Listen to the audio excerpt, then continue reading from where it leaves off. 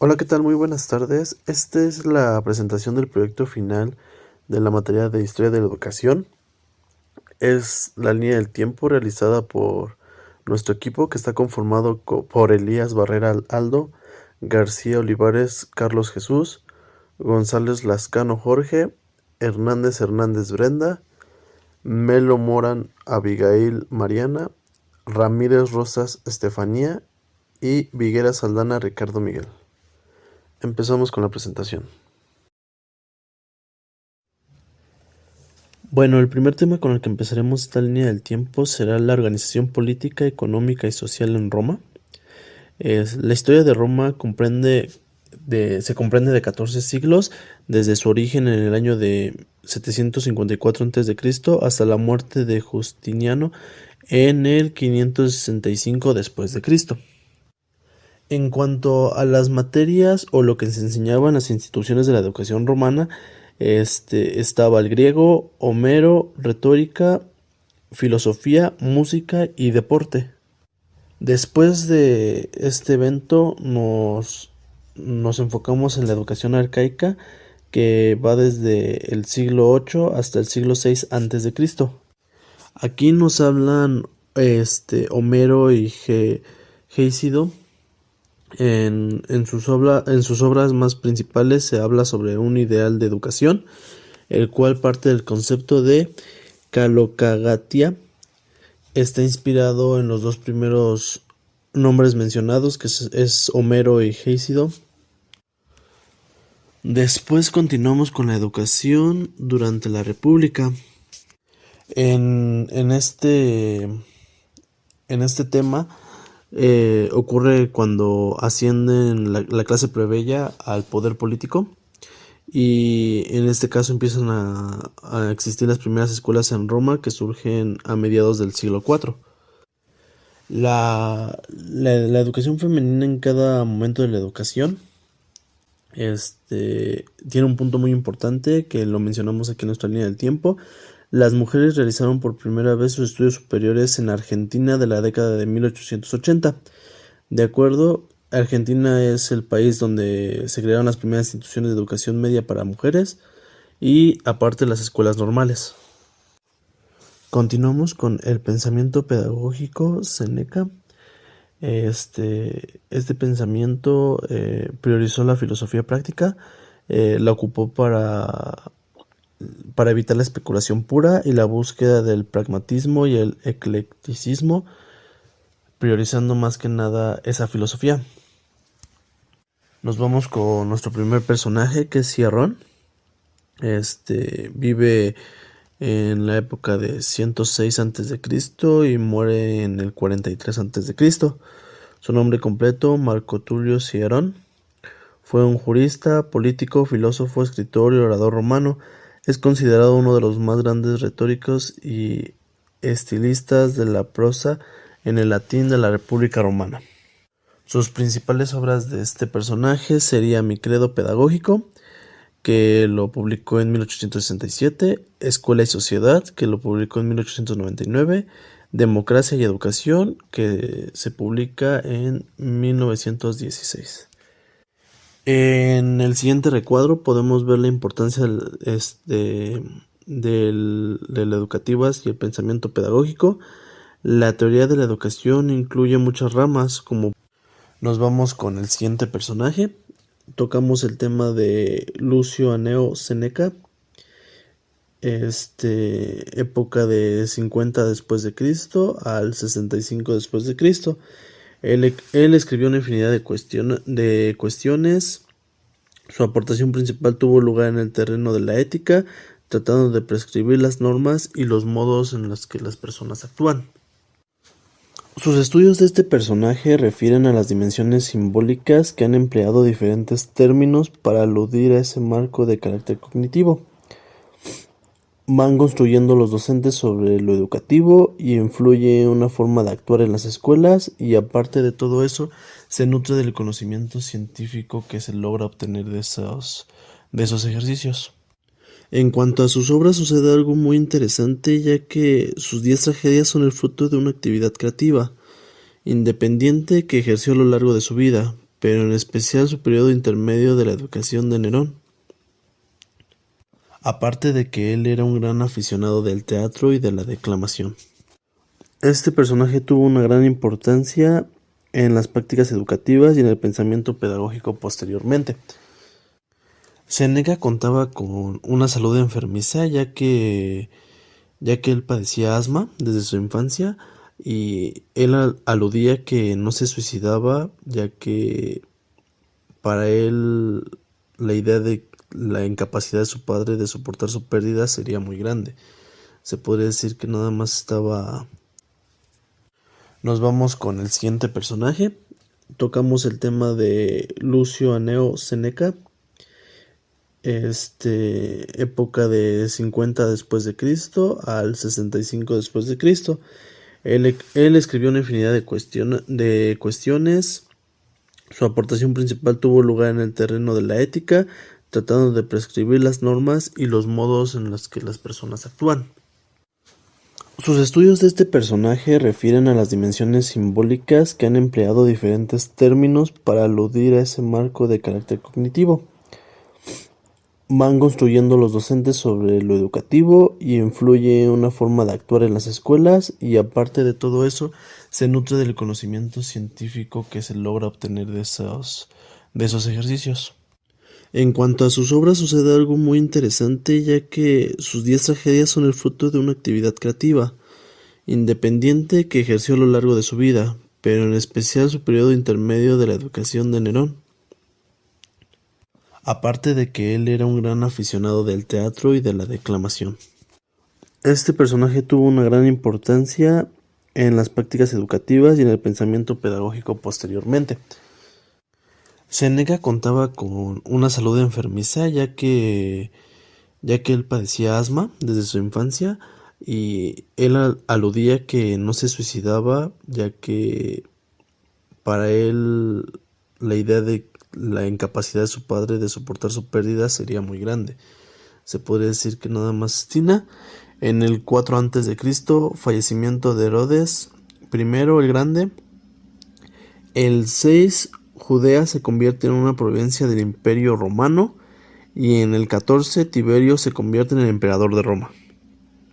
En cuestión de la celebración de San Pablo y de San Pedro, se conmemora el martirio en Roma de los apóstoles Simón Pedro y Pablo Tarso.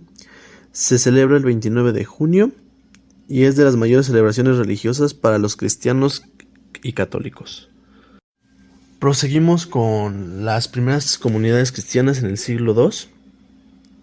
Estas personas estaban conscientes de que el evangelio era una buena noticia. Siguiendo con el tema del cristianismo, nos vamos con el Cristo como modelo.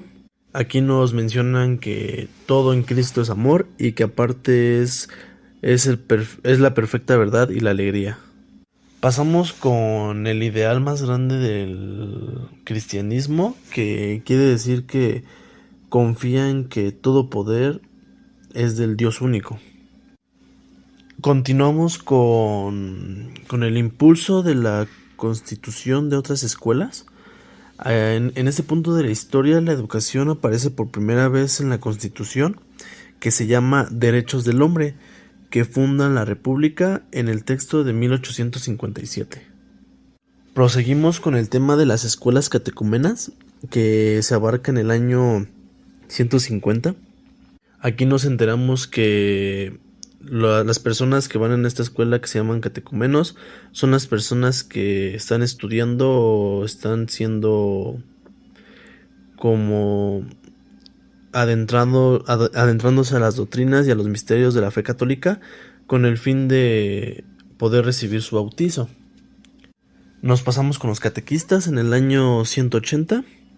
Aquí ellos estudiaban los seminarios, que eran más que nada los estudios clásicos, cuyo conocimiento era impredecible para catequizar gentiles. Para seguir con esta explicación, nos vamos con los episcopales, que están en el siglo VIII, y su nombre está vinculado con la iglesia catedral. Su misión era la formación superior de los candidatos al estado clerical. Pasamos con el tema de la educación femenina cristiana en el año de 1524. Aquí las mujeres nada más las instruían hacia la fe cristiana, pero solamente estaban para la familia y el hogar, los trabajos domésticos más que nada, y más importante la maternidad. En el pensamiento pedagógico de la patrística, bueno, ellos consideraban que la fe cristiana era la única verdad y también el único conocimiento. Y Dios en este punto pedagógico era como un ser espiritual y no material. Continuamos con los padres de la iglesia en el siglo I hasta el siglo VIII. Era un grupo de sacerdotes, teólogos y escritores, y más que nada eran obispos en su mayoría. Algunas de las etapas de los autores era la disciplina que se encargaba de estudiar todo lo relacionado con Dios, y aparte decían que Jesús es un ser trascendente, divino y preexistente. Uno de los personajes importantes en este tema es Clemente de Alejandría. Él fue el primer miembro de la iglesia en recibir notoriedad y también fue el iniciador de la colaboración científica de la teología. Él tuvo como método educativo el estudio de las relaciones entre el cristianismo y la filosofía. Entonces él trató de unir estas dos partes del hombre o del pensar del hombre para poder llevar su idea. Nos seguimos con otro personaje que se llama San Basilio. Él fue un obispo de Cesarea y es el santo de la iglesia ortodoxa y uno de los 4 principales padres de la iglesia. Su principal ideal y método educativo era la acentuación del sentido social y comunitario. Él más que nada la educación la ponía como más enfocada en el trabajo y en la lectura de los evangelios. Sus principales obras fueron Agais Eunom, de Espíritu Sancto, y On Christian Doctrine and Patrics. El siguiente santo sería San Jerónimo. Él, como principal característica fue el que tradujo la Biblia del griego al hebreo, del griego y el hebreo al latín, por encargo del Papa Damasio I, la cual le fue llamada la Vulgata. Su idea o su concepto era que los principales maestros de los niños eran sus padres, eran los que les debían de enseñar a sus hijos el ejemplo del viviente, o sea que más que nada sus experiencias de los padres eran los que iban a guiar a los niños en su futuro. Sus principales obras de este personaje fueron la Perpetua Virginidad de María, la carta para Pamiquio en contra de Juan de Jerusalén, el diálogo contra los luciferianos, contra los jovianos y contra el vigilancio y contra el Pelagio. El siguiente personaje o el siguiente santo sería San Juan Crisóstomo. Él también es considerado por la iglesia uno de los 4 padres de la iglesia del Oriente.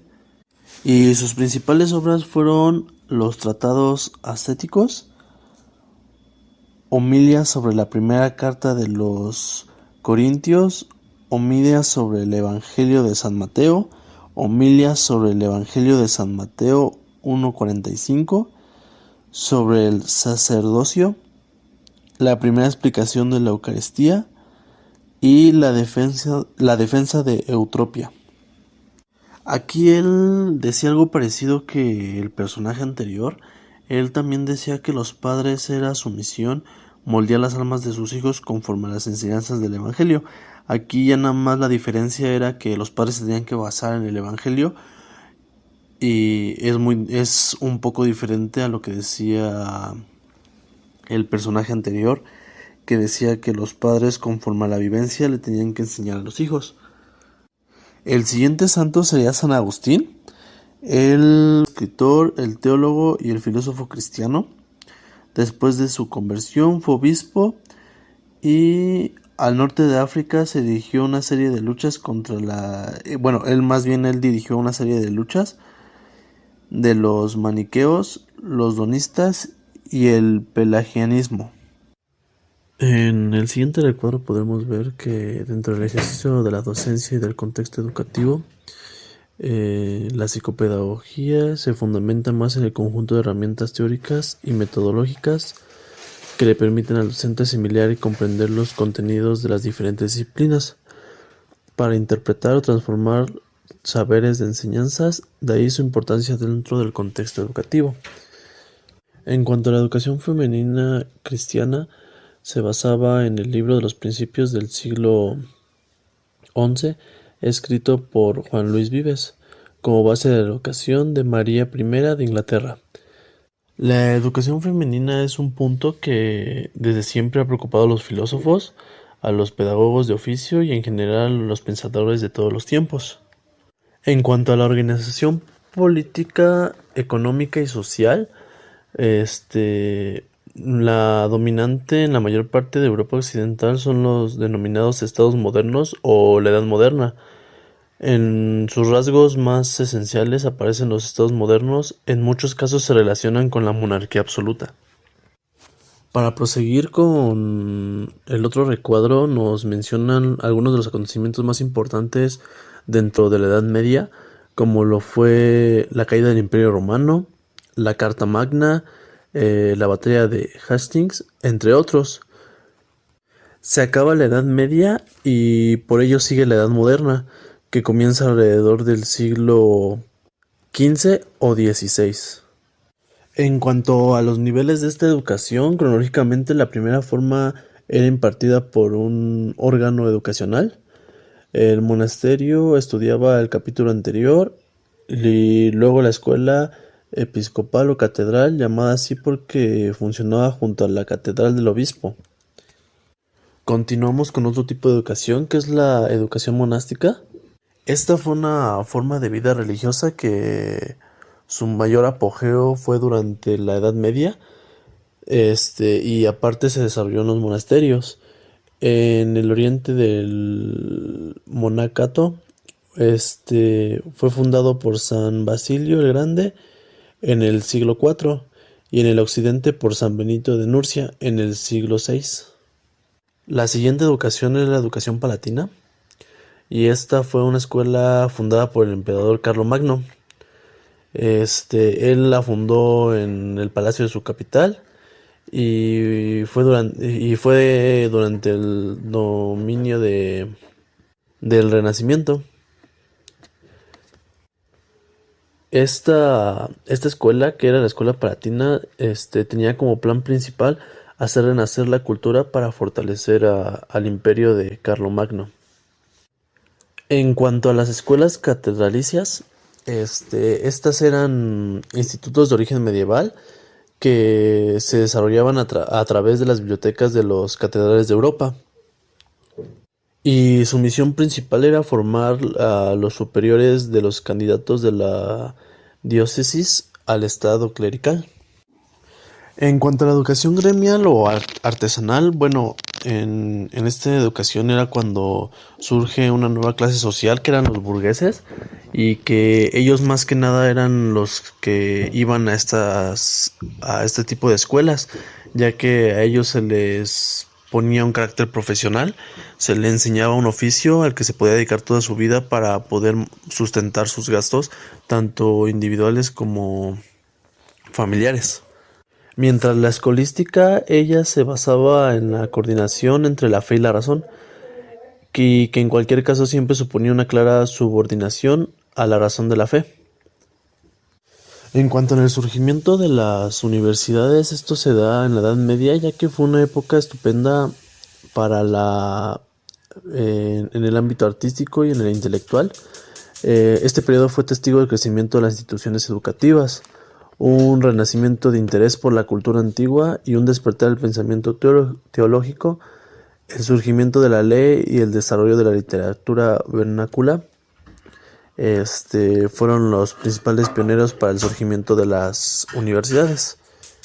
En esta época, la educación femenina demostró tener un impacto en los niveles económicos y de la salud, no solo de estas, sino de todo el conjunto de la sociedad.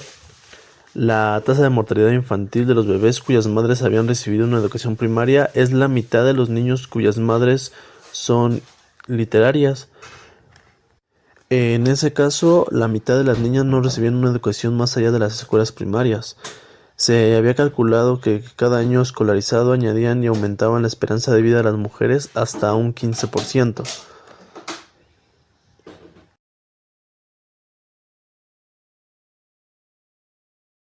Sus principales obras de este personaje fueron la Perpetua Virginidad de María, la Carta para Pamiquio en contra de Juan de Jerusalén, el diálogo contra los luciferianos, contra los jovianos y contra el vigilancio y contra el Pelagio. El siguiente personaje, el siguiente santo sería San Juan Crisóstomo. Él también es considerado por la Iglesia uno de los 4 padres de la Iglesia del Oriente. Y sus principales obras fueron los tratados ascéticos, homilias sobre la primera carta de los Corintios, homilias sobre el Evangelio de San Mateo, homilias sobre el Evangelio de San Mateo 1:45, sobre el sacerdocio, la primera explicación de la Eucaristía y la defensa de Eutropia. Aquí él decía algo parecido que el personaje anterior. Él también decía que los padres era su misión moldear las almas de sus hijos conforme a las enseñanzas del Evangelio. Aquí ya nada más la diferencia era que los padres se tenían que basar en el Evangelio y es un poco diferente a lo que decía el personaje anterior, que decía que los padres conforme a la vivencia le tenían que enseñar a los hijos. El siguiente santo sería San Agustín. Él fue el escritor, el teólogo y el filósofo cristiano. Después de su conversión fue obispo y al norte de África se dirigió una serie de luchas contra él dirigió una serie de luchas de los maniqueos, los donistas y el pelagianismo. La importancia de Hugo fue muy grande ya que él fue el iniciador del misticismo de la escuela de San Víctor. Denomina que en la segunda mitad del siglo XII su misticismo, según Charles Victor, es erudito, entusioso, ornamentado, florido y un misticismo que nunca incurre en peligrosas temeridades. Pasamos a los últimos temas que aquí abarcan más lo que es México y su influencia del profesional psicopedagogo en nuestro país. Podemos poner en cuenta que es muy importante volvernos a nutrir con las enseñanzas que puede dar un psicopedagogo, que es necesario que las futuras generaciones interactúen con ellos. Y algunas de las características del sistema educativo mexicano son los educados y los educadores, las autoridades educativas, los planes y programas, también están los métodos y los materiales educativos, las instituciones particulares con autorización o con reconocimiento y validez oficial, y más que nada los estudios. Ya por último les estaremos comentando 10 factores que es para saber la calidad de una buena educación. El factor número 1 quiere decir que la pertenencia personal y social como foco de la educación. El factor número 2, la convivencia, estima y el autoestima de los involucrados. Es muy importante el sentir del estudiante. El factor número 3, la fortaleza ética y profesional de los profesores. Claro, sabemos que toda la educación es a base de los maestros.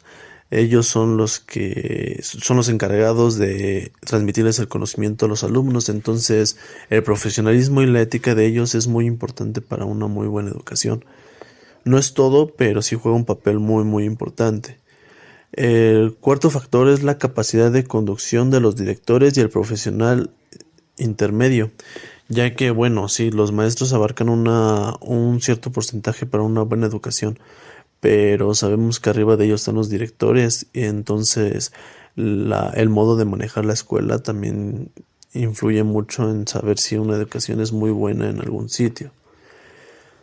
El factor número 5 es el trabajo en equipo, ya que nos ayuda a poder relacionarnos, a poder ver un ambiente más real en cuestión de la vida laboral.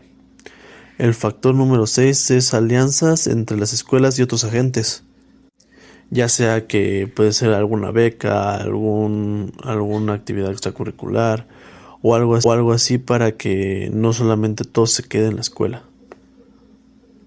El factor número 7 nos da un currículo claro, adecuado en cuestión de cada nivel. El factor número 8, la cantidad, calidad y disponibilidad de los materiales educativos, que es muy importante. ¿Cuántas veces no hemos oído de una escuela que tal vez no tiene luz, agua, pupitres, pizarrones, materiales que son primarios para una muy buena educación? Factor número 9, la pluralidad y la calidad de los didactas. Y por último, el factor número 10, los mínimos materiales y los incentivos socioeconómicos y culturales. Hablamos de las becas, como ya lo habíamos comentado, aparte los materiales como son los pizarrones, las bancas, agua, baños, condiciones muy buenas y aparte respetar las culturas que se vienen integrando a las educaciones, que es su primer paso para tener una muy buena educación. Por último, ya para continuar, les damos un estudio de las personalidades destacadas de la educación en Latinoamérica, en México y en su territorio. De acuerdo, la educación aquí está condicionada ante todo por las circunstancias económicas y políticas de la zona en donde se planea hacer el estudio de la educación. También está influenciada por los factores culturales específicos de cada nación. Aquí en México, pues sabemos que tenemos una pluriculturalidad muy, muy amplia. Y también está el desarrollo con las tendencias actuales. Con el fin de valorar de manera adecuada la respuesta de los sistemas educativos, son capaces de ofrecerles necesarios situarlos en sus respectivos contextos. ¿De acuerdo? Esos son los temas que abarcamos en nuestra línea del tiempo. Espero que haya quedado un poquito más claro con la explicación que les acabo de dar. Y espero que les haya gustado. Muchas gracias. Eso sería todo por nuestra parte.